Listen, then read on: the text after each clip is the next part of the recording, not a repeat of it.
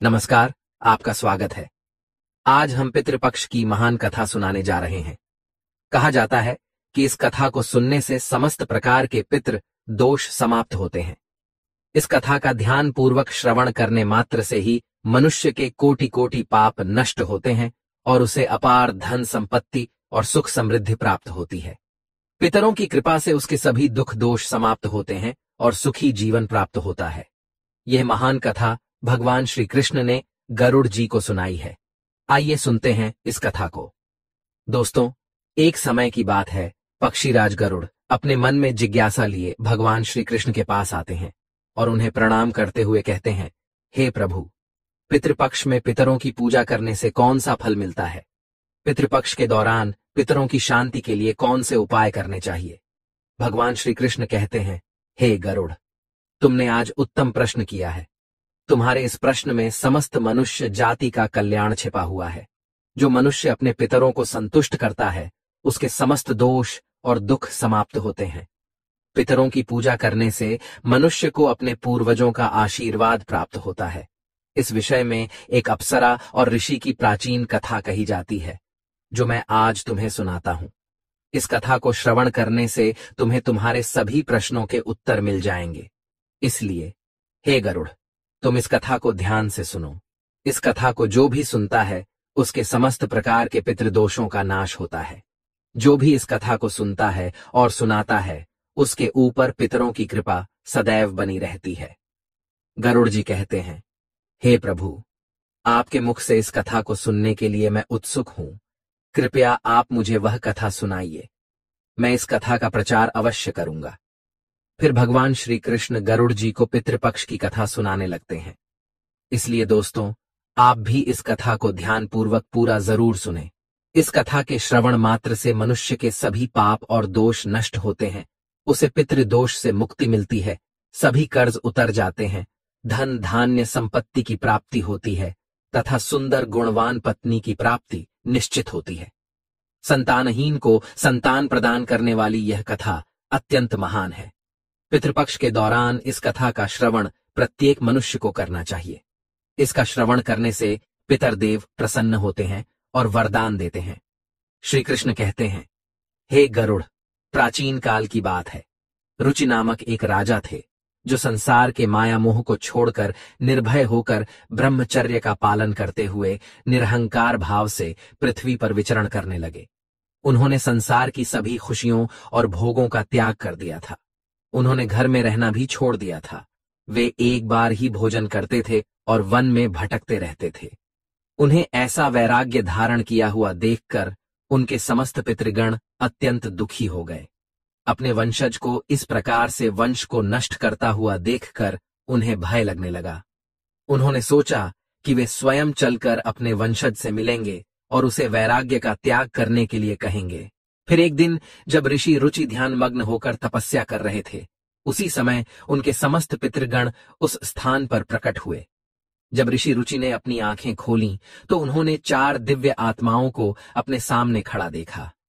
उन्हें देखकर वे आश्चर्यचकित हो गए और उन्हें प्रणाम करते हुए कहने लगे, हे महान आत्माओं, आप कौन हैं और किस कारण से आप मुझे दर्शन देने के लिए पधारे हैं? वे सभी दिव्य आत्माएं कहने लगी, हे वत्स, हम तुम्हारे पूर्वज हैं और हम तुम्हारे इस वैराग्य पूर्ण आचरण से अत्यंत दुखी हैं, इसीलिए तुमसे मिलने के लिए आए हैं। ऋषि रुचि ने उन्हें नमस्कार करते हुए आदर पूर्वक पूछा, हे पितृगण, आप सभी के दर्शन करके मैं कृतार्थ हो गया, किंतु आप मेरे आचरण से दुखी क्यों हैं? कृपया मुझे विस्तार से बताइए। मुझसे ऐसी कौन सी भूल हो गई है जो मेरे पूर्वज मुझसे असंतुष्ट और दुखी हैं? तब वे सभी पितृगण कहने लगे, हे वत्स, तुमने किस कारण से विवाह नहीं किया? विवाह स्वर्ग और मोक्ष प्राप्ति का उत्तम मार्ग है। गृहस्थ आश्रम के बिना मनुष्य को शाश्वत बंधन होता है। गृहस्थ में रहकर मनुष्य देवताओं, पितरों, ऋषियों और याचकों की पूजा करके उत्तम लोकों को प्राप्त करता है। वह देवताओं को स्वाहा और पितरों को स्वधा शब्द के उच्चारण से तथा द्वार पर आए अतिथियों और याचकों को दान देकर संतुष्ट करता है। विवाह न करके, संतान को उत्पन्न न करके तुम देव ऋण तथा पितृजनों के ऋण से मुक्ति नहीं पा सकोगे। संसार में रहने वाले मनुष्य, ऋषि तथा अन्य प्राणियों के लिए भी तुम प्रतिदिन ऋणी ही हो रहे हो। संतान की उत्पत्ति के बिना तुम स्वर्ग को कैसे प्राप्त कर सकोगे? देव पूजा, पितृ तर्पण तथा संन्यास ग्रहण किए बगैर तुम्हें स्वर्ग की प्राप्ति नहीं होगी। सभी पितृ कहते हैं, हे पुत्र, यदि तुमने विवाह नहीं किया तो यह अन्याय केवल तुम्हें कष्ट ही देगा। मरने के बाद तुम्हें नरक की प्राप्ति होगी और अगले जन्म में भी कष्ट भोगोगे। फिर ऋषि रुचि ने अपने पितरों से कहा, हे पितरों, जीवन में विवाह करना अत्यंत दुखदायक है। इससे पाप का संग्रह होता है और अंतकाल में यह अधोगति प्रदान करता है। इसी विचार से मैंने स्त्री के साथ विवाह नहीं किया है। स्त्री संग परिग्रह करने से मुक्ति नहीं मिलती। जो व्यक्ति अविवाहित रहकर प्रतिदिन विद्या ग्रहण करता है और ज्ञान के अमृत से अपनी आत्मा को निर्मल करता है, वह मेरे लिए श्रेष्ठ है। विद्वानों ने अनेक प्रकार के सांसारिक कर्मों का वर्णन किया है। इसीलिए मनुष्य को अपने इंद्रियों पर संयम रखकर तत्व ज्ञान के जल से आत्मा को शुद्ध करना चाहिए। फिर पितरों ने कहा, हे वत्स, इंद्रियों को वश में रखकर ज्ञान के द्वारा आत्मा को निर्मल करना चाहिए। तुम्हारा यह कथन उचित ही है, किंतु यह कल्याण का मार्ग नहीं है जिस पर तुम चल रहे हो। यज्ञ, तप और दान के द्वारा अपने अमंगल को दूर करते हुए फल प्राप्ति की कामना से रहित जो शुभ और अशुभ कर्म है, वे बंधन के कारण नहीं होते। जो पूर्व का कर्म है वह भोग से नष्ट होता है। पूर्व जन्म का जो पुण्य कर्म है वह सुख दुख को भोगने से निरंतर नष्ट होता रहता है। फिर ऋषि रुचि ने कहा, हे पितामह, वेदों में कर्म मार्ग के प्रतिपादन द्वारा अविद्या और माया की पुष्टि की गई है। इसीलिए आप मुझे विवाह करने के लिए क्यों प्रेरित कर रहे हैं? विवाह करके मेरा अनिष्ट ही हो जाएगा। पितरों ने कहा, हे वत्स, कर्म द्वारा जो कुछ भी किया जाता है वह अविद्या है, यह सत्य है। किंतु विद्या प्राप्त करना भी एक प्रकार का कर्म है। शास्त्रों में जो विहित कर्म है, सज्जन पुरुष उनका उल्लंघन नहीं करते, उन्हें उसी से मोक्ष की प्राप्ति होती है। शास्त्रों में पुरुष को विवाह करने की आज्ञा दी गई है। विवाह न करने पर पुरुष को मुक्ति नहीं मिलती है। संतान के बिना उसे मोक्ष नहीं मिलता है। संतान के द्वारा किए गए श्राद्ध कर्म से ही उसे मोक्ष मिलता है। इसलिए हे पुत्र, तुम विधि पूर्वक विवाह करो। विवाह न करने से तुम्हारे सभी कर्म भी नष्ट हो जाएंगे और तुम विफलताओं को ही प्राप्त करोगे। यदि हमारा वंश नष्ट हो जाएगा तो हमारी आत्माएं अतृप्त ही रहेंगी। विवाह करके संतान उत्पन्न करके ही तुम अपने पितरों को संतुष्ट कर सकते हो। श्री कृष्ण कहते हैं, हे गरुड़, इस प्रकार से अपने पितरों के वचन सुनकर ऋषि रुचि को बड़ी ग्लानि हुई। उन्होंने विवाह करने का निश्चय किया। फिर ऋषि रुचि ने अपने पितरों से कहा, हे पितृगण, अब तो मैं बूढ़ा हो गया हूं, कौन मुझे अपनी कन्या प्रदान करेगा? वैसे भी मुझ जैसे वृद्ध व्यक्ति के लिए विवाह करना अत्यंत कष्ट साध्य है। फिर पितरों ने कहा, हे वत्स, यदि तुम हमारे वचनों का पालन नहीं करोगे तो निश्चित ही हम सभी पितरों का पतन हो जाएगा और तुम्हारी अधोगति हो जाएगी। इतना कहकर सभी पितृगण अदृश्य हो गए। श्री कृष्ण कहते हैं, हे गरुड़, पितरों के द्वारा ऐसे वाक्य सुनकर ऋषि रुचि मन ही मन अत्यधिक व्याकुल हो उठे। अपने पितरों की मुक्ति के लिए विवाह करने का विचार करते हुए वे कन्या की खोज में पृथ्वीलोक पर विचरण करने लगे, किंतु उन्हें कहीं भी कन्या की प्राप्ति नहीं हो सकी। अपने पितरों के वचनों को बार बार मन में सोचते हुए वे चिंताग्रस्त होकर सोचने लगे, मैं क्या करूं, कहां जाऊं? मेरे पितृगणों को मुक्ति दिलाने के लिए कौन सी स्त्री मुझसे विवाह करेगी? इस प्रकार देर तक विचार करने के बाद ऋषि रुचि ने ब्रह्मादेव की तपस्या करना शुरू कर दिया।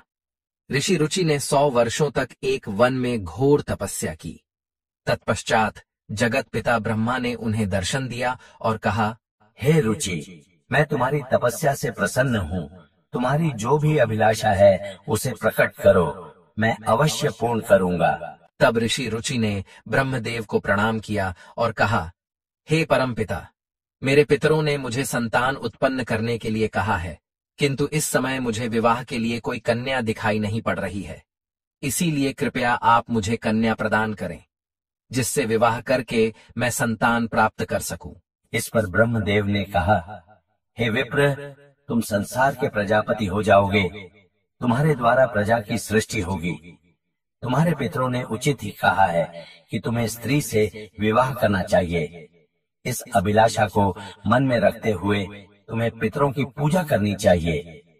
वे प्रसन्न होकर तुम्हारी इस कामना को पूर्ण करेंगे और तुम्हें उत्तम स्त्री की प्राप्ति होगी। इस प्रकार कहकर ब्रह्मादेव अंतर्ध्यान हो गए। ब्रह्मा जी के वचन सुनकर ऋषि रुचि ने पुनः अपने पितरों को प्रसन्न करने का निश्चय किया। फिर ऋषि रुचि नदी के तट पर पहुंचे और एकांत में उन्होंने अपने पितरों का तर्पण करके उन्हें संतृप्त किया। तत्पश्चात एकाग्र चित्त होकर वे भक्तिपूर्वक अपने पितरों की स्तुति करने लगे। श्री कृष्ण कहते हैं, हे गरुड़, ऋषि रुचि ने अपने पितरों के लिए जो स्तुति की उसे प्रत्येक मनुष्य को ध्यान से सुनना चाहिए। यह स्तुति सब दुख और दोषों को नष्ट करने वाली है। जो केवल एक बार इस स्तुति को सुनता है उसके अनेक पाप नष्ट होते हैं और उसे पितरों का आशीर्वाद प्राप्त होता है। इसलिए तुम इस स्तुति को ध्यान से सुनो, तभी यह कथा सुनने का फल तुम्हें प्राप्त होगा। महात्मा रुचि इस प्रकार स्तुति करने लगे। जो अधिदेवता के रूप में विद्यमान रहते हैं और जो श्राद्ध के अवसर पर देवताओं से स्वधा द्वारा तृप्त किए स्वर्ग में अवस्थित महर्षिगण भुक्ति मुक्ति की कामना से मानसिक श्राद्ध द्वारा जिन्हें भक्तिपूर्वक तृप्त करते हैं, उन सभी पितरों को मैं प्रणाम करता हूं। अग्निश्वात, बर्हिषद, आज्ञप और सोमप नामक पितृगण हैं। वे सभी इस श्राद्ध में मेरे द्वारा संतृप्त होकर तृप्ति को प्राप्त करें। अग्निश्वात पितृ मेरी पूर्व दिशा की रक्षा करें। बर्हिषद नामक पितृगण सर्वदा मेरी दक्षिण दिशा की रक्षा करें। आज्ञप पितृजन पश्चिम दिशा की तथा सोमप पितृगण उत्तर दिशा की रक्षा करें। ये समस्त पितृजन राक्षस, भूत, पिशाच और असुर गणों के कारण उत्पन्न दोषों से नित्य सब प्रकार से हमारी रक्षा करें।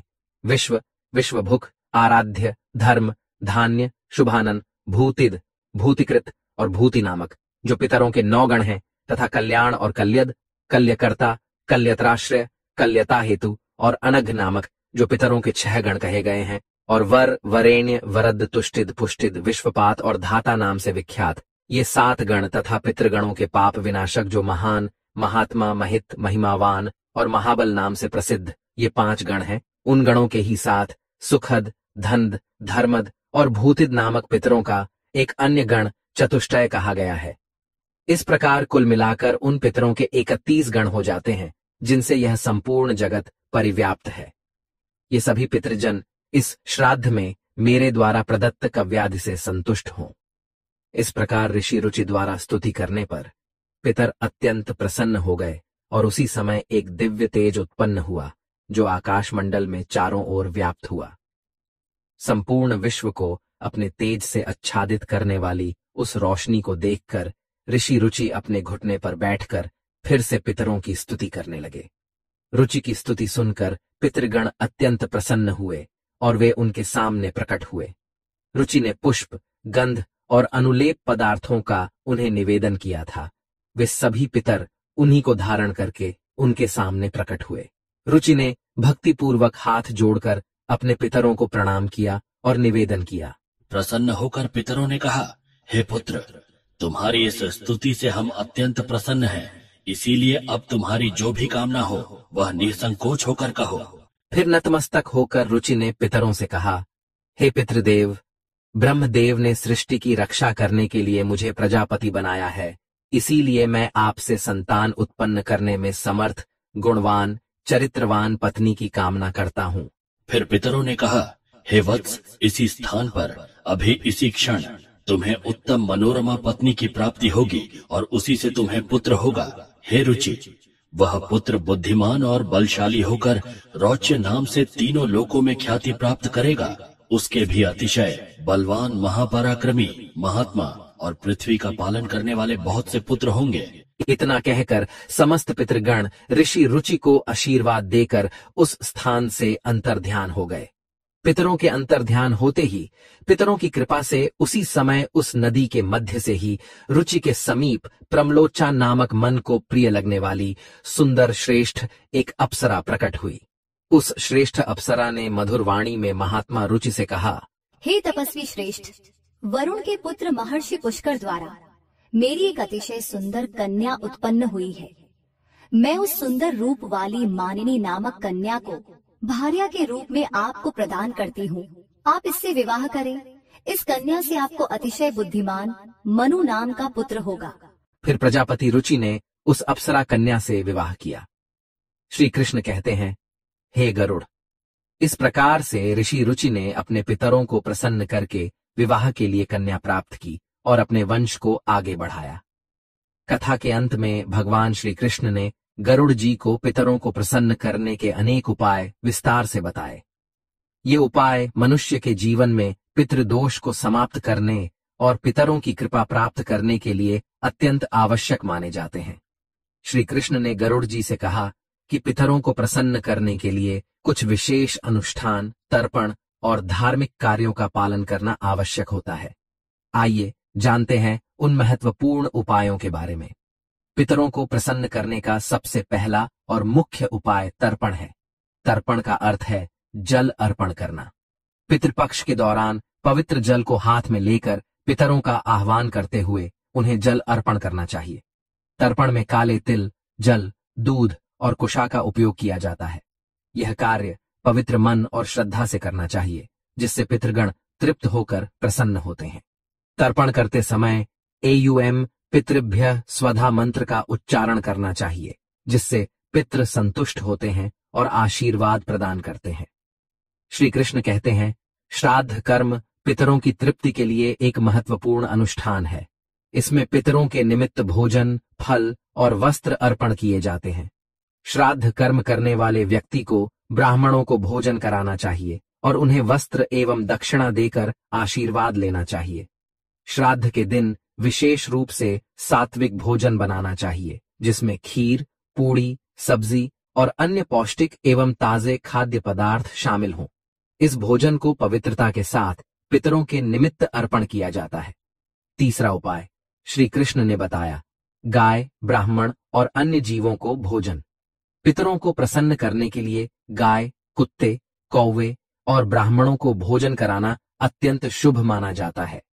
इन्हें भोजन अर्पण करने से पितृ तृप्त होते हैं और प्रसन्न होकर आशीर्वाद देते हैं। विशेष रूप से श्राद्ध के दिन गाय को हरी घास और रोटी खिलाना और कौवे को चावल व खीर खिलाना शुभ माना जाता है। इन कार्यों को करने से पितरों की कृपा प्राप्त होती है और पितृदोष से मुक्ति मिलती है। श्री कृष्ण कहते हैं, पीपल और तुलसी के वृक्ष की पूजा करना पितरों को प्रसन्न करने का महत्वपूर्ण उपाय है। पीपल का वृक्ष पितृगणों का निवास स्थान माना जाता है और तुलसी का पौधा देवी लक्ष्मी का प्रतीक होता है। श्राद्ध के दिन पीपल और तुलसी की पूजा करके पितरों को तृप्त किया जाता है। पीपल के वृक्ष के नीचे दीप जलाने से पितृगण प्रसन्न होते हैं और परिवार को सुख समृद्धि का आशीर्वाद देते हैं। भगवान श्री कृष्ण ने गरुड़ जी को बताया कि जो व्यक्ति पितृदोष से पीड़ित होता है, उसे गया जी या अन्य पवित्र तीर्थ स्थलों पर जाकर पिंडदान करना चाहिए। गया जी में पिंडदान करने से पितृ संतुष्ट होकर मोक्ष प्राप्त करते हैं और वंशजों को आशीर्वाद देते हैं। पिंडदान के समय काले तिल, कुशा और चावल का उपयोग करके पितरों को अर्पण करना चाहिए।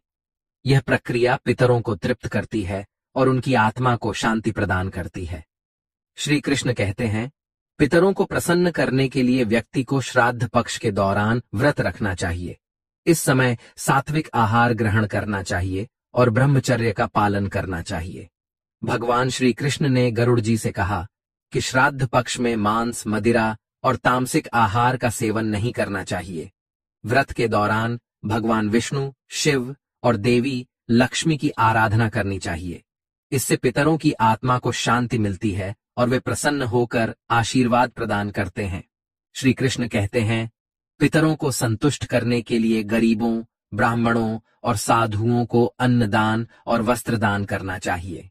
यह कार्य विशेष रूप से श्राद्ध पक्ष के दौरान करने से पितरों की आत्मा को तृप्ति प्राप्त होती है। अन्नदान और वस्त्रदान से मनुष्य को पुण्य की प्राप्ति होती है और पितृदोष से मुक्ति मिलती है। इस कार्य से पितृ प्रसन्न होकर घर परिवार की सुख समृद्धि का आशीर्वाद देते हैं। भगवान श्री कृष्ण ने बताया कि पवित्र नदियों, विशेषकर गंगा में स्नान करके पितरों के निमित्त जल अर्पण करना अत्यंत शुभ माना गया है। गंगा जल पितरों की तृप्ति के लिए सर्वोत्तम होता है, जिससे पितृदोष समाप्त होते हैं। गंगा में स्नान करने से व्यक्ति के पाप धुल जाते हैं और पितरों की आत्मा को शांति मिलती है। इस कार्य से पितृ प्रसन्न होकर आशीर्वाद प्रदान करते हैं। श्री कृष्ण कहते हैं, पितरों को प्रसन्न करने के लिए सत्संग में शामिल होना और पवित्र ग्रंथों जैसे भगवद गीता का पाठ करना अत्यंत लाभकारी माना जाता है। पितरों की शांति के लिए गीता के 11वें अध्याय का पाठ विशेष रूप से लाभकारी होता है। भगवद गीता के पाठ से पितरों की आत्मा को शांति मिलती है और उनके वंशजों पर उनकी कृपा बनी रहती है। भगवान श्री कृष्ण ने गरुड़ जी को यह भी बताया कि जो व्यक्ति इन उपायों को श्रद्धा और विश्वास के साथ करता है, उसे जीवन में सभी प्रकार के सुख और समृद्धि प्राप्त होते हैं। पितरों की कृपा से उसके समस्त दोष समाप्त होते हैं और परिवार में शांति बनी रहती है। इन उपायों को नियमित रूप से करने से पितृदोष से मुक्ति मिलती है और पितृ प्रसन्न होकर वंशजों को आशीर्वाद देते हैं।